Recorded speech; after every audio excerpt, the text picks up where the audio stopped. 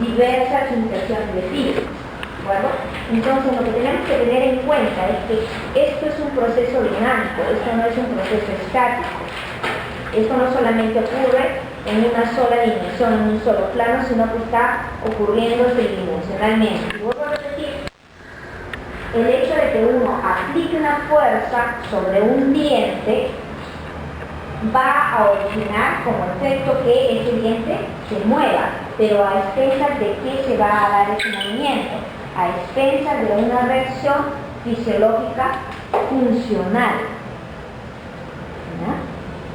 Siempre todo este movimiento lo vamos a tratar de mantener dentro de la parte funcional. ¿Sí? Entonces, este esquemita nos sirve para tratar de comprender cómo es que sucede este proceso, cómo es que sucede este movimiento.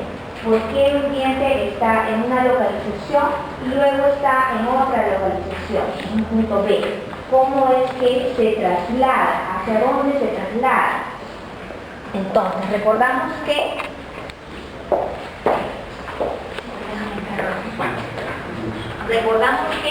cuando crecemos,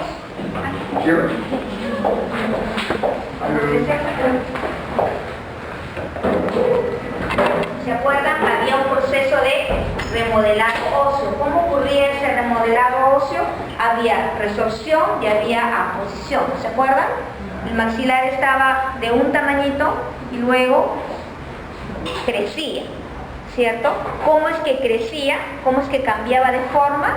Porque había resorción en un lado, aposición en el otro. De igual manera, ¿cómo es que muevo un diente del punto A al punto B?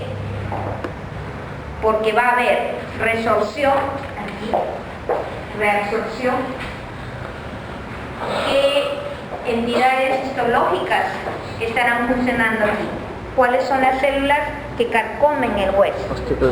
Los osteoclastos. ¿Y cuáles son las famosas células que van a formar hueso? Los osteoblastos. Los osteoblastos van a estar en el lugar donde hay formación. Existen otras entidades mucho más microscópicas que también están dándonos una idea de qué es lo que está pasando, cómo es que está formándose de nuevo el hueso.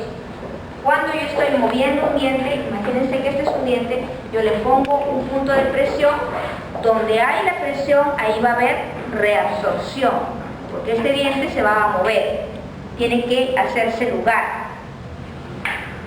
Entonces hay una reabsorción y en el otro lado hay una aposición. ¿Puedes seguir adelante? Entonces, ¿cuál es el proceso que sigue?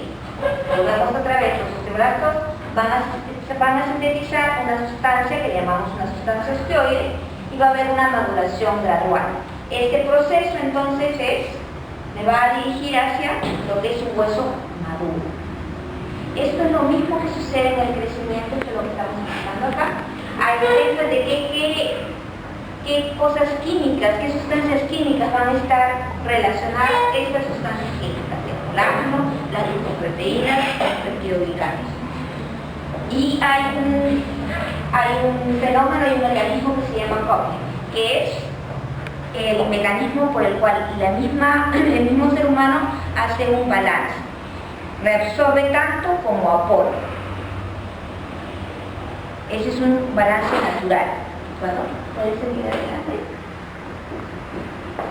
¿Qué otras sustancias químicas están involucradas con respecto a todo este proceso? Ahí tenemos las famosas hormonas del crecimiento, la vitamina D, la calcitonina, ¿verdad?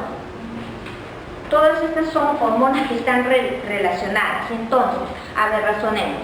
¿Cuándo será más fácil mover un diente? ¿En una persona adulta o en un niño más joven? En un niño más joven, ¿verdad? Porque estamos aprovechando su crecimiento. ¿Ya? Ahora, ¿qué tipos de movimientos dentarios tenemos? Tenemos dos grandes grupos, uno que le llamamos el movimiento fisiológico y uno que le llamamos el movimiento ortodóntico. Este movimiento ortodóntico es un movimiento que alguien lo produce. Este movimiento fisiológico se produce de manera natural. ¿Puedes clicar adelante? Aquí. Al movimiento dentario, el movimiento fisiológico, a su vez, nosotros ¿cómo lo vemos? Lo vemos como dentro del proceso de erupción de los dientes, los dientes se están erupcionando, se están colocando, existe un movimiento dentario. Lo mismo que veíamos nosotros de aposición, resorción, aposición, eso es lo mismo que está sucediendo de manera natural. ¿De acuerdo? Y existen las famosas migraciones fisiológicas. Acuérdense ustedes que cuando recién ven al niñito con sus dientecitos de leche, sus dientecitos están separados. Acuérdense del proceso de oclusión normal. ¿Dónde es que deberían estar los diastemas? Entre lateral y canino superior y entre canino y molar, entre la primera decidua, ¿cierto? Esos son los espacios fisiológicos. ¿Y qué es lo que pasa cuando comienza a cambiar? Se va cerrando. Y ese cierre es un movimiento fisiológico. Que para cuestiones de nosotros de ortodoncia, ustedes lo van a ver en la parte interceptiva también, ese tipo de movimientos lo podemos aprovechar. Por eso son espacios que podríamos aprovechar. Entonces, existen dos tipos de reabsorciones. Una que le llamamos directa, que es la que voy a desarrollar ahorita, y luego vamos a desarrollar la indirecta. Siempre vamos a tener en mente esto. He puesto aquí un esquema. Este es todo nuestro complejo del diente, ¿cierto? Ustedes se acuerdan que en el esquema teníamos el hueso por acá, el ligamento periodontal, el cemento del diente, ¿cierto? Ahora bien, ¿qué es lo que voy a hacer? Cuando uno quiere mover un diente, vamos a aplicar una fuerza ligera. ¿Puedes darle una ¿Qué es lo que ocurre entonces? Cuando se aplica una fuerza ligera, lo que va a suceder es que el ligamento se va a acortar, entre el hueso y el diente se va a acortar. Eso va a reducir la irritación. Al acortarse, el espacio periodontal va a empujar, va a englobar todo el paquete nervioso que hay por ahí. Sí. Y entonces, ¿qué es lo que va a suceder? Ahí es en donde se desencadena la famosa actividad osteoblástica y la famosa actividad osteoclástica. Comienza a resolverse el hueso. La presión entonces hace que comience ese hecho. Pero, como decíamos antes, va a haber un coupling, va a haber un balance entre lo que se resorbe y lo que se apone. De modo que va a producirse el movimiento, pero con todo y huesito. ¿Ya? Sigue adelante. ¿Qué es lo que pasa, sin embargo, si yo le aplico una fuerza más intensa? Alguien pensaría, ya yo lo quiero mover más rápido, le pongo una fuerza más intensa, ¿cierto? A ver, ¿qué es lo que pasa? Puedes seguir adelante. Le aplico la fuerza más intensa, pero esta vez el ligamento periodontal va a chocar completamente contra el hueso. Y lo que va a producir es que ocluye los vasos. Esa oclusión de los vasos lo que va a hacer es que el organismo va a tratar de defenderse. ¿Cómo es que se defiende? Paraliza todo. Y comienza a aparecer una degeneración de los núcleos del tejido conectivo. Hay abundancia de tejido conectivo hialino. Por eso este proceso se le llama hialinización. Entonces, resumen, yo le aplico una fuerza muy grande al diente y ¿qué es lo que voy a hacer? Voy a hacer que el diente se paralice. El diente no se mueve, no hay movimiento dental. Más bien lo que ocurre es una destrucción excesiva del hueso.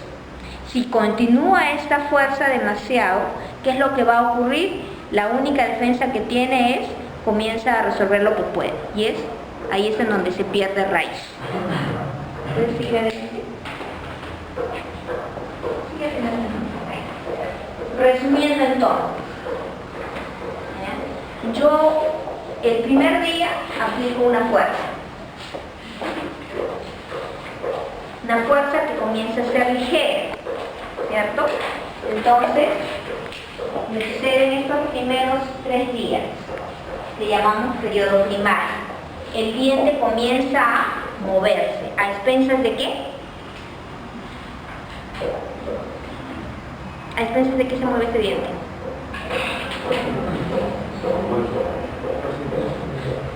¿Qué es lo que ocurre a nivel histológico?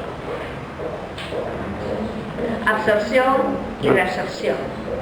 Acuérdense, donde hay presión, ahí se va a resolver. Donde hay tensión, ahí se va a poner. ¿Ya? Entonces, donde se va formando el huequito, el diente va avanzando. Donde va quedando sin hueso, ahí la naturaleza va poniendo más hueso y el diente va avanzando. ¿De acuerdo? Una fuerza ligera comienza a ser esto. Ahora, siempre aún haciendo una fuerza ligera, va a haber un momento en que justamente por el hecho de que simple y llanamente la fuerza se quede ahí, ¿no? Existe este periodo de relax, que es en donde no hay movimiento. Pero ¿qué es lo que está haciendo la naturaleza sabiamente? Está trayendo osteoclastos de otra zona, está trayendo más huesito de otra zona y está reparándose. Entonces, después de esos 3 días, hay más o menos unas 2 semanas, unos 10 días, depende de que yo no lo toque más. Ese día, ese plazo es la naturaleza solita, está reparándose. Aquí entonces, esto no es un periodo, sino, llamémosle, muchos le llaman el momento de la yalinización. Debería uno acortar este periodo, ¿cierto? La única manera de acortarlo es si yo manejo mis fuerzas ligeras y nada más, y no le aumento más. Entonces no me asusto, pongo el aparato o estoy activando los brackets, el alambre del bracket, y lo que hago es, lo dejo, ¿cuántas semanas? 2, 3. Hasta 3 semanas. Porque ¿qué pasa? Después que pasa su periodo de reparación sola normal, comienza otra vez el movimiento. Entonces por eso es que las citas, entre una y otra activación, son más o menos unas 3 semanas. ¿Que yo puedo citar al paciente antes para poder ver cómo está yendo? Sí. Por eso es que también se explica que es muy peligroso que si el paciente no me entiende que tiene que venir exactamente a su cita, ¿qué es lo que va a pasar? La fuerza va a seguir actuando y entonces el periodo de dialización se extiende. Pero sigue siendo ligera la fuerza. Aunque sea ligera la fuerza, porque basta el hecho de que siga ahí. Lo que yo no debo hacer es aumentar la fuerza. Eso es lo que sí sucede como error. A veces dice uno, le coloco el aparato, no se mueve. No se mueve, tengo que esperar. Eso sucede aún más cuando el paciente es adulto. ¿Ya? ¿Puedes seguir adelante? Entonces, vuelvo a recordar, siempre quiero hacer un movimiento con fuerzas ligeras. Porque con fuerzas ligeras, todo el complejo avanza junto. En la primera figurita ven cómo están las inclinaciones de todos los dientes. Ahora imaginemos que todo eso está yendo tridimensionalmente con su hueso. Todos esos movimientos tienen que ir con hueso. ¿Qué es lo que pasa? En la otra figurita he tratado de encontrar una figurita que me diga ¿qué es lo que pasa si yo le pongo fuerzas que son demasiado grandes y me quedo sin hueso? Ahí es donde los dientes comienzan a bailar. Ahora, clínicamente, ¿cómo lo evidencio? Con el dolor del paciente. El paciente le duele demasiado, significa que esté haciendo una fuerza, esté aplicando una fuerza demasiado grande. Clínicamente, ¿cómo lo puedo demostrar? ¿Cómo puedo medir? Sí, puedo medir. Tengo que tener mi dinamómetro para medir la fuerza que yo estoy ejerciendo. Eso sería lo más técnico que yo pueda utilizar. ¿Ya? Pues ir adelante. Y ahora, lo que le gusta a la gente. En la parte de movimientos hay dos aspectos. Uno es el que ya hemos revisado, que es la parte biológica, ¿de acuerdo? Y la otra con la parte es la fuerza, hacia dónde la dirijo, cómo la dirijo, ¿de acuerdo? Entonces, este sencillo está escrito ahí, pero lo que tenemos es, nos imaginamos un cuerpo completo. Si alguien golpea mi cabeza, yo me voy hacia este lado y mis pies se quedan en el suelo, ¿cierto? Porque alguien golpea mi cabeza. Si alguien me golpea de aquí, del medio, que sería mi masa central, mi punto central, yo sí me muevo para acá, con todo el cuerpo. Si me lanzan una bola en los pies, yo más bien me tiro así, ¿de acuerdo? Esos son los mismos principios que utilizo para mover un diente. Cuando yo quiero mover el diente todo completito, lo que tengo que es aplicar mi fuerza exactamente en el centro de resistencia. Lo que pasa es que el centro de resistencia del diente está más o menos ubicado donde dice la figurita. Pero usted tendría que abrir el hueso para colocarlo ahí. Entonces usted siempre va a tener una distancia, porque usted lo que hace es ponerlo, por eso la fuerza siempre uno la aplica en el centro de la corona, porque hay una distancia entre su centro de resistencia y su centro de corona. Entonces siempre que muevo un diente lo voy a mover así como de ladito. Eso siempre me va a ocurrir, porque yo estoy aplicando la fuerza fuera del centro de resistencia. ¿Pueden seguir adelante? ¿Qué tipo de movimientos soy capaz de hacer sea con los brackets, sea con los aparatitos que ustedes deberían estar comenzando a trabajarlos en este último segmento? ¿De acuerdo? Con las plaquitas esas simples, las placas Foley, que la mayoría de ustedes dicen, no, ¿para qué estoy aprendiendo esto? ¿Para qué están aprendiendo esto? Porque con esa plaquita simple pueden hacer todos estos movimientos, todos. Las placas removibles se utilizaban antes de utilizar los brackets. Hoy en día se utilizan brackets también. Ustedes pueden originar movimientos. ¿De qué tipo? Ahí tienen los 6 movimientos que se pueden hacer. Pueden seguir adelante porque aquí hay figuritas, ¿de acuerdo? El primer movimiento es el movimiento en masa. ¿Cuándo hago movimiento en masa?